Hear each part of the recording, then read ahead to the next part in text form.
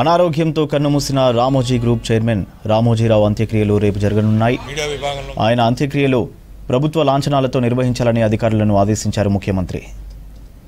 ఏర్పరచుకొని రామోజీరావు గారు నిష్పాక్షికంగా ఈనాడు సంస్థల్ని, ఈటీవీ సంస్థల్ని నడిపిన బ్రహ్మాండమైన చరిత్ర రామోజీరావు గారు. రామోజీరావు గారు ఈనాడు లేకపోవడం అనేది చాలా బాధాకరం. మాకు వ్యక్తిగతంగా కూడా చాలా దగ్గరగా ఆప్తులుగా ఉన్న రామోజీరావు గారు, మా నాన్నగారు పువ్వాడ నాగేశ్వరరావు గారితో పాటుగా మరి అనేక దశాబ్దాల పాటు ప్రత్యక్ష రాజకీయాలు, అలాగే పత్రికా రంగం, ప్రజా జీవితానికి సంబంధించి వారితో మాకున్న అనుబంధం అచంచలమైంది. అలాగే మాకు ఇప్పుడు బంధువులుగా కూడా ఉండి మేము మా ఆప్తుడిని కోల్పోయినందుకు శోకతప్త హృదయంతో ఉన్నాం. ఈ సందర్భంలో రామోజీరావు గారి యొక్క విలువలు కానీ లేదా రామోజీరావు గారు నెలకొల్పిన స్టాండర్డ్స్ని మనం ఒకసారి ఆలోచన చేసుకోవాల్సిన అవసరం ఉంది. అటు పత్రికా రంగంలో కానివ్వండి, టీవీ రంగంలో కానివ్వండి, లేదా సినిమా రంగంలో కానివ్వండి, వారి యొక్క కృషి అచంచలమైనది.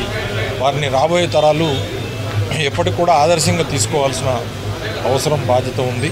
తప్పకుండా వారి యొక్క మరి ఆశయాలను ముందుకు తీసుకుపోవడానికి మా వంతు కృషి చేస్తాం. మరి ఈ సందర్భంగా వారి కుటుంబ సభ్యులకి, మరి ఎండి గారు, మా బావగారు కిరణ్ గారికి, అలాగే కుటుంబ సభ్యులందరికీ కూడా, శైలజ గారికి కానీ అందరికీ కూడా మనస్ఫూర్తిగా మా సంతాపాన్ని తెలియజేస్తూ భగవంతుడిని రామోజీరావు గారి ఆత్మకి శాంతి కలిగించవలసిందిగా కోరుతూ సెలవు తీసుకుంటాను.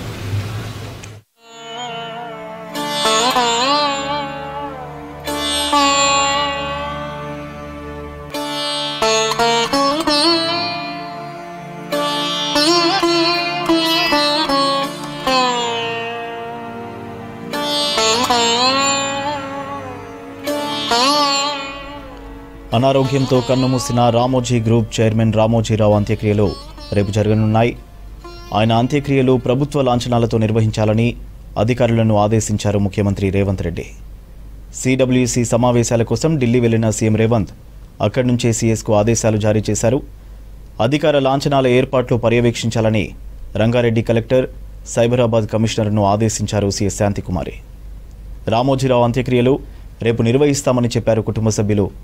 ఆయన మనవడు అమెరికా నుంచి రావాల్సి ఉంది.